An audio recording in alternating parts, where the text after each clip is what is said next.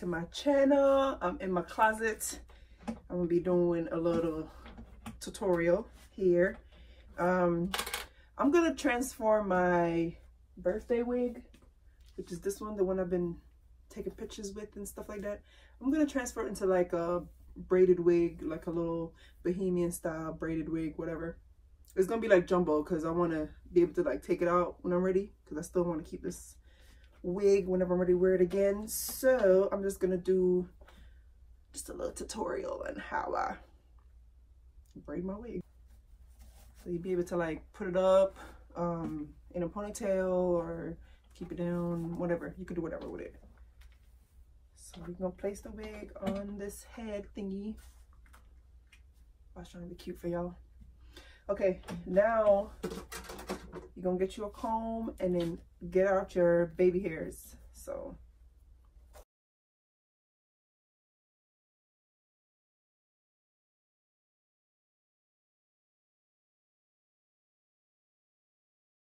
I'm using this hair.